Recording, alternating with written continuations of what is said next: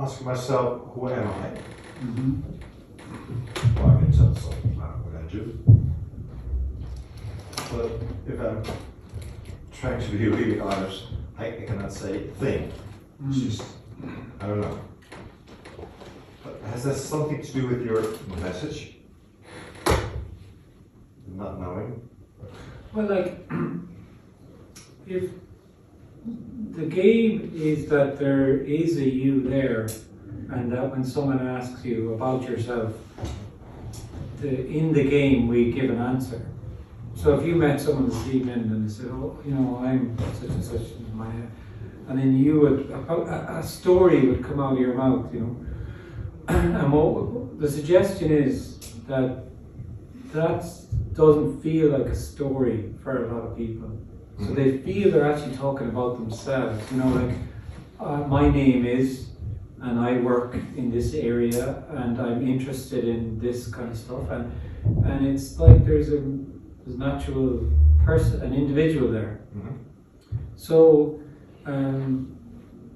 most people would just kind of go off the presupposition, you know, that there is someone there, even though they know they can't describe themselves. Who am I? They can't really answer that question. No. You can give a load of information, and that's all it is information. And then, but the thing is that most of the time there is that presupposition that whatever information you give, it is reflective of an actual person that's there. So there is a solid individual there, despite you not being able to describe it or whatever. And then this is a completely different suggestion then, that actually there isn't actually anybody there. And that, of course you can't describe who you are because you're not actually anybody, you're not anything. You might have feelings about who you are, you have hopes about who you'd like to be, you have ideas about, you know, what other people say you've done, and a lot of it's in this kind of sense of you have good points and bad points, you have strengths and weaknesses, and all, it's in this dichotomous reality. But you wouldn't really ever think that there's nobody there. There is no me, like. There's just nothing there.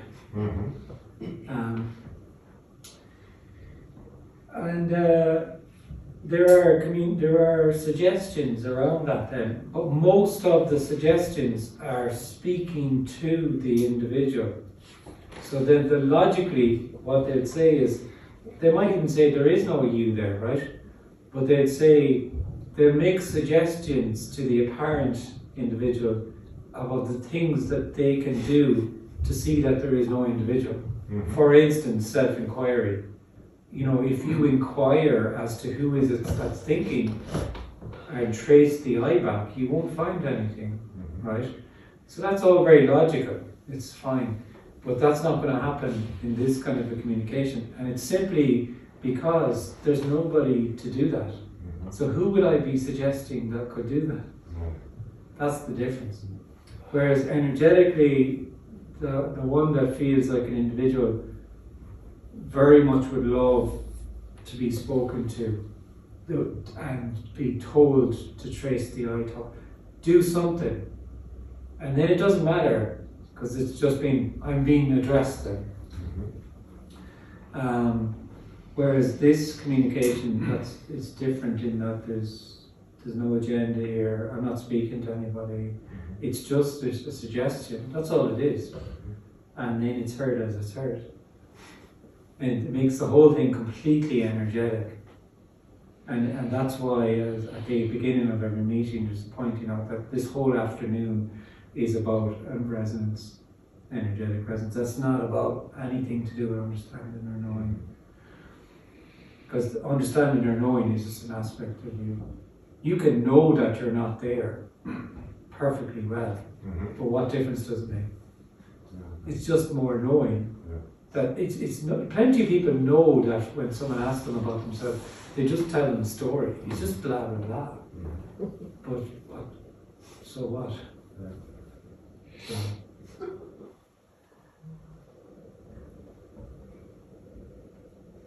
And really there's either that kind of lived sense that you are real, or there isn't. And it doesn't matter, like if there is that energetic sense that there, you know, that's just, like it's not an idea, feeling like an individual. It really will feel like you're sitting in the chair. And you can know all the concepts or whatever, it doesn't matter. But there'll be a lived energetic sense that you're hearing the sound of the voice now. And that you're looking at the, you know, the people are going past on the bicycle and it just feels that way. And of course, when it does feel like that way, the logical thing is to ask, well, how can I not feel this way? What the logical thing is to say, what can I do? What can you tell me something I can do or something I can know to get to where you're at? Of course. So that's fine, and that appears to arise. And then, but within all of that, there's an invitation to see that it's not about knowing or understanding. Or there's clearly no you there who can do something or not do something, which is just ludicrous to the individual and so frustrating. You know, like the individual, just the apparent individuals, just speak to me like, please, throw me a bone, do me, you know, whatever. Or maybe not, it depends, it's just however, you know.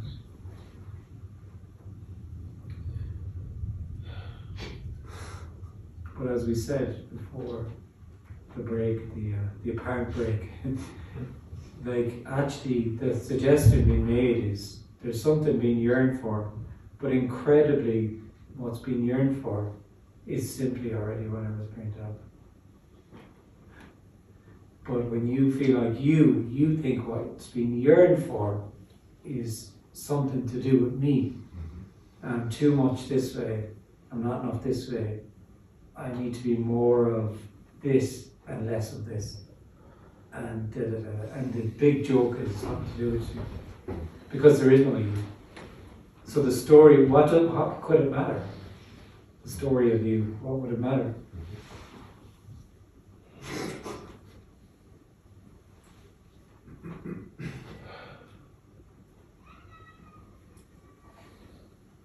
You know, so that's like,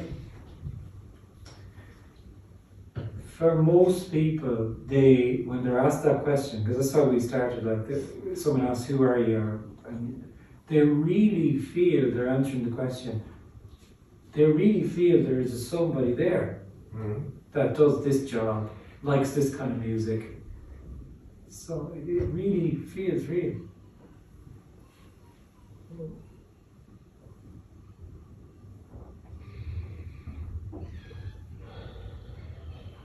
But everyone obviously knows that they're not too.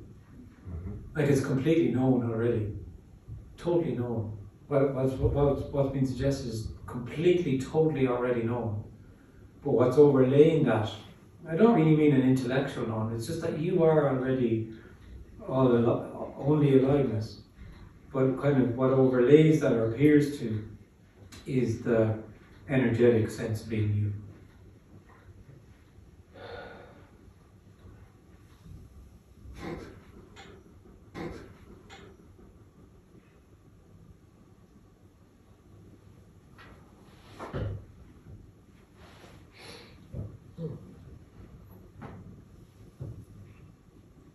It's the difference between thinking that you're living your life and feeling you're living your life, to seeing clearly there's just aliveness. Like you will feel you have a life. And most people do.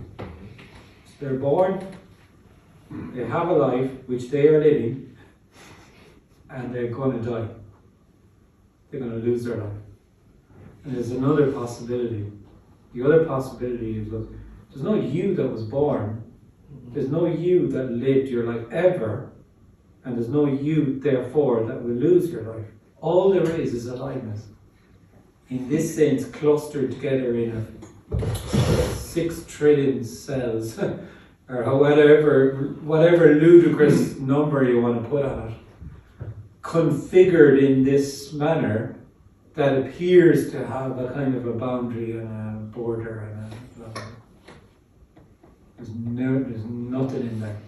Everything is completely empty, because all there is energy appearing solid. That's all. It's just an appearance, and totally like that. If you go up and hit that door, it's a very solid door, and your hand will hurt. You say, "What do you mean?" And of course, it's solid. It is. It appears to be totally solid, but actually, all it is energy in that apparent condensed form of solid. So there's just energy, and that's the freedom. The freedom that actually we yearn for is the freedom that's always yearned for by everybody, is simply whatever is appearing to happen, because it's just aliveness itself. But then there's this sense of it being not what's appearing to happen, being my idea of reality, which is that this is better, that doesn't happen. So it's my version. We're just in our own version of what, we're looking for our version of what we think it is.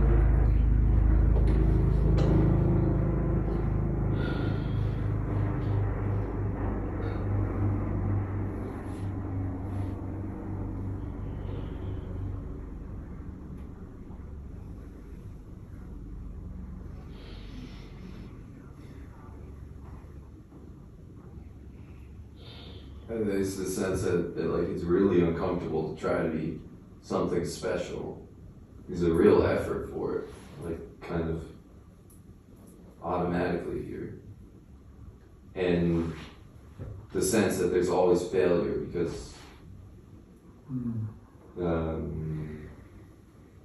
because life feels awkward and uncomfortable.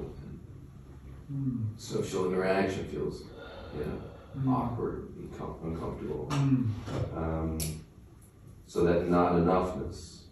And then there's a sense that like that contraction like creates separation, or I'm bad, so there's the sense of contraction, and I have to get out of that or transcend that or be better than that. It keeps doing this loop of insane. Well, it's just what's going to happen. You could put a value on it if you wish, but it's just another idea. There's no value. It's completely meaningless. It doesn't matter. It's just simply what's going to happen. So of course, if there's a sense in every story is completely unique, right? And if that story that is wholeness, everything as that story. And of course then, if I'm only saying what you were saying, that if that story is trying to kind of be special, right? That's the way the apparent separateness is playing out, yeah?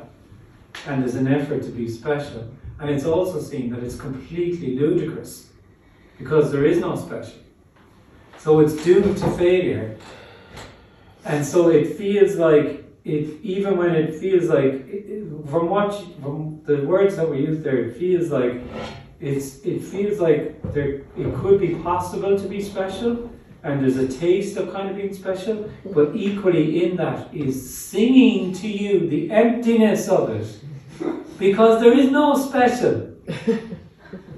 Because aliveness is the constant song of what's being yearned for, is that the awkwardness is the unconditional love. The sense of being awkward is the unconditional love that is all embracing. So all of the play between the opposites will never work out, because it's always an invitation to see that there are no opposites. Like special, think about special. Like, what is that? How could someone be special? They can only be special in a narrative.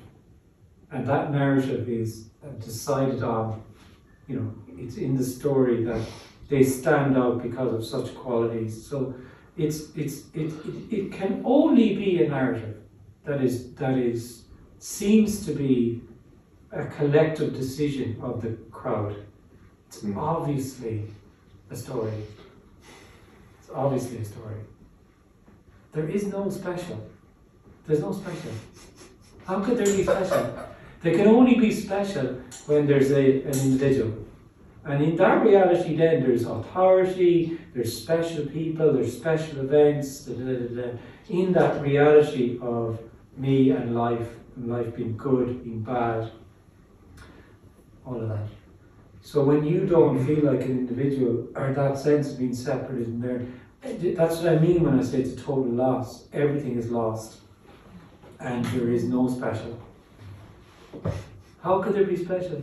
There's an in-loveness with sitting glass. Enough, like you said, like not enough, like you said that as well, actually interests me. Like there is a sense very much of feeling that you're living your life, that it's just not enough. Of course there is, because there's you and there's wholeness. So trying to fill this sense of you will never be the wholeness that's missing. So it can never be enough. It's the bottomless pit of separate me. So you can put in all the drugs and sex and power and money and everything. It's never going to be enough, because it's a bottomless, it cannot be filled. Of course it can't. Because there's no you there to fill. So it's not about you gaining something, it's about the loss of you. And then when there's a loss of you, then there's wholeness. It's like, there never wasn't wholeness. And all of those games just collapse. Special. There's never been anyone who's special. But you have your favorites. I heard that you had a son. I assume that your son fathering appears to happen. Fathering. Mother, father. Yeah. So fathering appears to happen. It does not require anybody. And the energetic nature of fathering is protection and provision and all of these things that we attach to ourselves, and we think I'm doing this, I'm doing that. And it's just what appears to happen. Mothering appears to happen. Brothering appears to happen. Sistering, friendship, lovers. It's just all an appearance. You then add yourself to it and you say, I'm doing this. He's special, they're not special, and it's all a narrative. So you don't have favorites, like I like more sweet food than... Fathering appears to happen. So fathering is that when I go home, I don't go into the neighbour's house and have the neighbour up on my knee and say, I missed you, I missed you when I was in Amsterdam. Because I don't feel like a person anymore, so I don't differentiate between my son and you. I mean, I know it doesn't happen. Because someone else is fathering there, apparently, and fathering appears to happen. And you don't have to remind yourself who your son is or your daughter, because daughtering happens. You see, it's impossible to kind of extricate yourself, because it's like you're trying to imagine yourself not being there, and it's impossible. Because all you can come up with is more you. Yeah, that's what was... We're constantly adding ourselves. So we then live in a separate reality. We don't, but we think we do, in which there are relationships, which that's a separate individual. That's my mother, my father, my brother, my son, my wife, my husband, my lover. And then we have a real thing, which I am managing, I'm behaving this way, you're behaving that way. It's all a story. It's an overlay. No, there's nobody there doing it. And that's the freedom then. When you don't feel like you're there doing it, there's nothing to maintain or not maintain or fall apart or whatever. And it's just appearing as it's appearing. And that's it. Everything is just free to be as... And then actually, funnily enough, can appear to go more smoothly in some cases, because you're not there worried about it anymore. Did you ever notice that if you feel you have somebody, you're immediately afraid of losing them? So the girl gets the guy, or the guy gets the girl, or blah blah blah. I'm not going to go into all the combinations, but once you have them, you can lose them. And then this neurosis of, oh, I wonder, does he love me? Does she love me? Blah blah blah. And I feel like a really energetic fear that someday they might leave me. And it's all an illusion. You don't have anything. Nobody has anything. How could you have anything? It's just what's appearing to play out. But I am bored of myself, but okay, what to do? But animals also grieve when a You're not like even talking, monkeys just or- to say that. when You're not somebody even dies. talking. What? You're not even talking. Okay. There's just talking. There's just speaking. So you're not. There's no self to be bored of. There's just speaking. So animals are. This sense of self-awareness and self-consciousness seems to be particular to the human. I can't say for sure that no animal. I don't know really, but it seems to be very much a human phenomenon. I've read cases of certain animals being able to kind of abstract a sense of self, but it seems to be particular to certain situations. Generally, it's a human. It's kind of a higher brain function as well, and it's a sense that we are able to abstract a reality in which we feel we're living our lives, and then we feel that's reality then. And it's particular to us. And then if we feel we're doing it, then there is then a question. And the question is out of the sense of dissatisfaction of the sense of the me. But it's also just what's appearing to happen. It's just an appearance. There's no significance, and it's not even really happening. We are of no importance or significance whatsoever. Only in our own sense of importance. Just as the human race, we feel we're going to save the planet. What a bunch of dickheads. You know, like we're going to save the planet. Oh, aren't we great? The planet doesn't give two fucks about us. Because we're only living in our own reality that there's a planet there that needs to be saved. And that we're going to, because we then have a sense of control that we're causing this and we're going to, it's all about us. We're just living, it's continual loop of living in our own sense of importance and our own sense of separation, and a reality in which there's a thing called nature and then there's us. It's completely a dream. The thought that everything is meaningless. Yeah, it's is beautiful, the isn't it? same, yeah, it's at the same time frustrating and liberating. No, it is equally frustrating and liberating, yeah, absolutely. It's frustrating to the one that wants to find meaning, Yeah. and it's liberating to that one that knows there's nothing to know. Just as it's very common for people in these meetings to be looking at the door going, like there was a woman at the back and they're gone now. They don't want to be here. And then at the same time, they're rooted to the chair. Because I was like, oh my God, this is just stunning. It's both terrifying and stunning. You know, and it can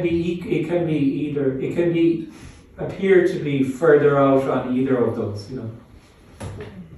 Of course it is.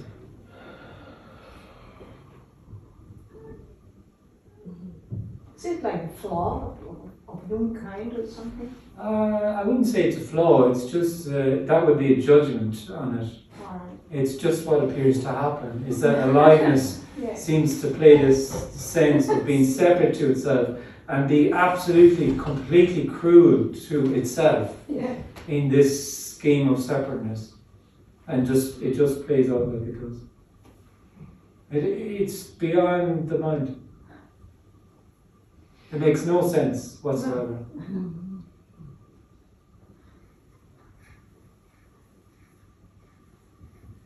Like any meaning you could put on it is obviously just an overlay and is contextualized. It's gorgeously meaningless.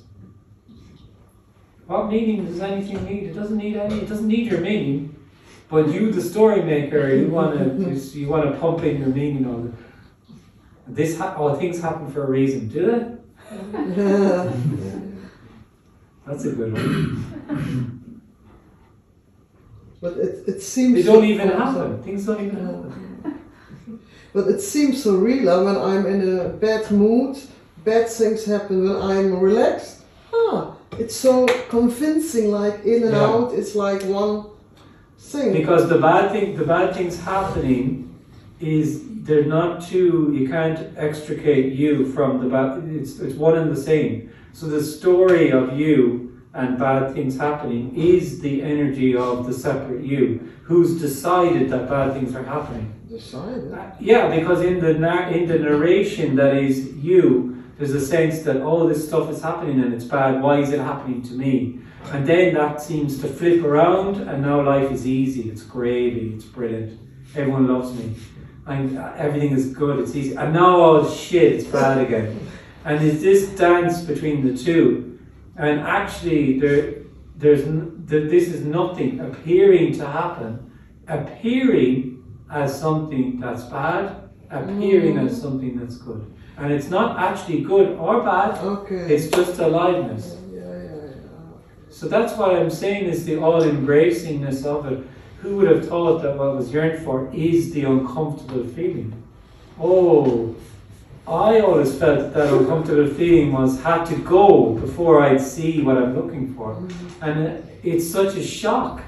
Oh my God, it is the uncomfortable feeling. Because the uncomfortable feeling is aliveness.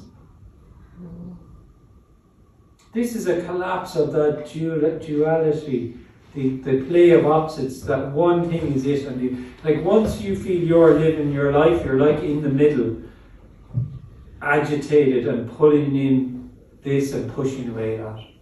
And it's like you were saying, it's never quite enough. It can always be a little bit. I can always tweak it in this way or that way. But I also know people who could, I never could that, but they, in the Course of Miracles that time, they gave all the problems to the Holy Spirit or to Jesus, and they were relaxed. Yeah. I was, but they really, I felt them change. They gave it to Jesus, it was gone. Yeah. Can you say something about it or the Holy Spirit? Or is it a You joke? might as well give them away to them. Pardon? You might as well give them away to them characters. If you feel they're there, you might as well give them everything. Holy Spirit, come on, take my worries, take my problems.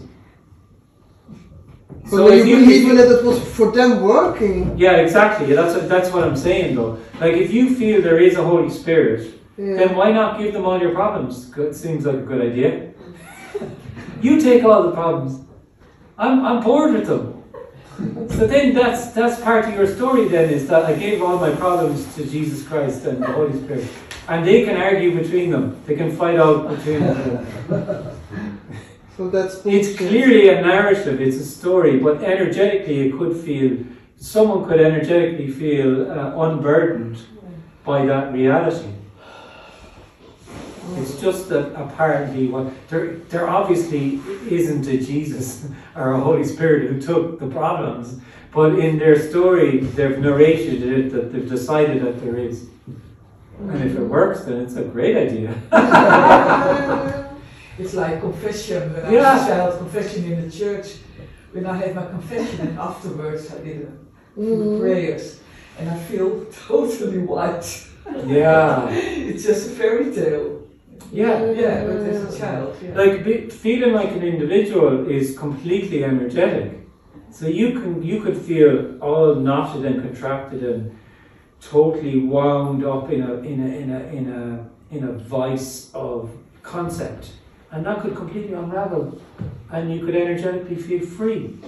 Still feel like an individual, but one might be preferable to the other. But they're just two different ways of being.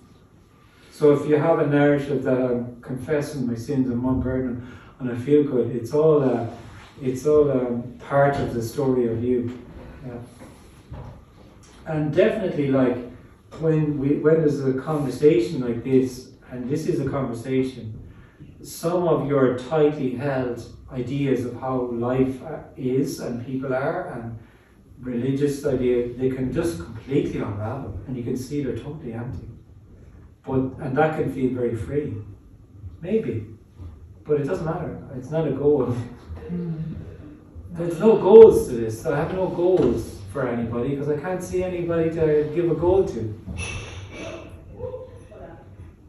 But we create all these kind of prisons. Like being an individual is a prison cell. It's a cell of me, and it can have cells within the cell and traps within the trap, and you can feel trapped in and then there can be a sense of liberation or whatever it is. And because we feel we have these experiences, then what we could do then is go and tell everyone else. You know, I found meditation. That's a very common one. I was a devout Christian. I was consumed with guilt over all sorts of stuff. And then I found meditation and it all fell away. And I see that there's only the now. So I'm telling you, there's only the now. I mean, a lot of people who speak like that, they're sincerely telling you. Yeah. So that what they're telling you really, if you break it down, is this is what happened to me. So I think it could also happen to you. And who energetically then that might resonate with the one that feels separate. Oh, that's really interesting, and they might want to do that. But really, it's all a story, because there is no you and me, and you thinking something might work for someone else is just another concept. But these are the ones we're drawn to. These stories and teachings and so on. If it resonates with you, it will draw you in. Oh, it worked for this person, it might work for me.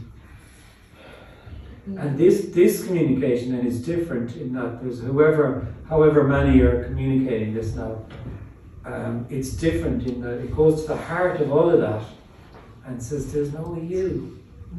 There's no me, there's no you, there's just what's being told. But experiences are, you could have all sorts of wild experiences.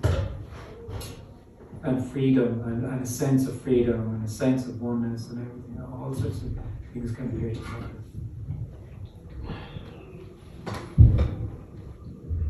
But the freedom we're talking about now, it's not an experience. It's unknowable.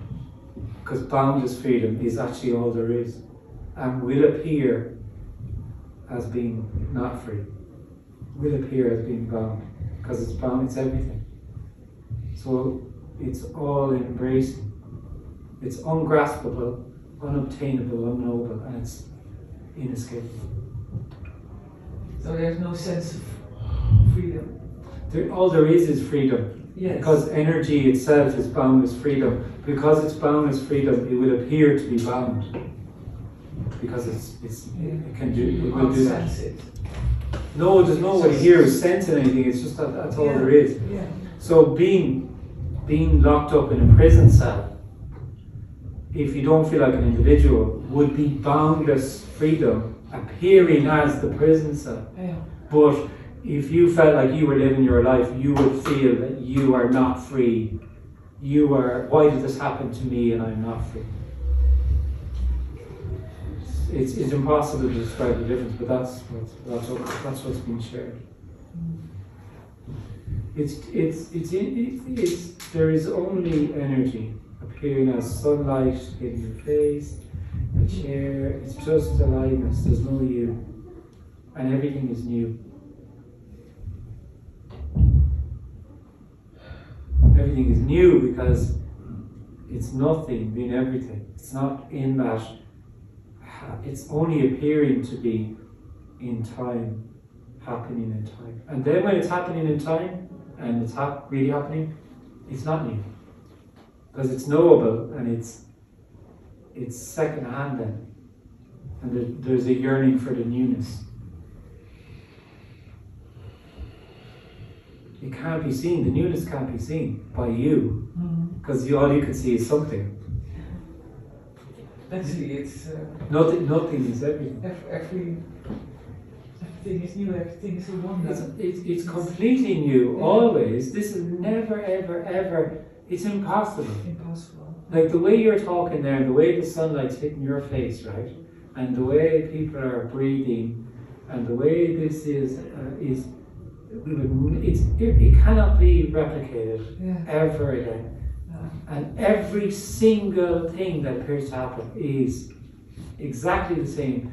It never repeats at all. But when you feel like you're living your life, there's a lived sense of repetition. And it's, okay, this person again, this situation again. I know this. I know that.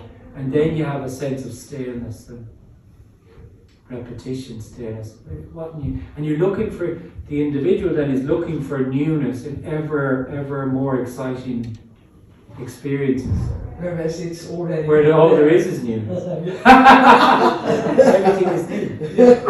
Everything is new. Like I've never said the sentence, everything is new. Isn't that fucking amazing? I've never said that sentence. And I could say it for 50 more times. Until you all say, okay, we get it. Because it's just aliveness. It's actually just energy. Nothing is everything. It's there and it's not there, which is completely beyond the mind. And when there's no longer sense of feeling like everything is new and unknowable, and anything could appear to happen, and there's full on aliveness then for nobody.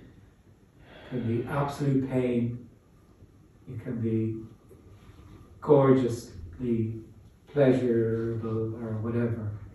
It can be pleasant, it can be unpleasant, it can be whatever, but it's all just full on aliveness. And that's all there is already. But then arising in that then is this appearance of a me who wants to be fully alive. Yeah. You see?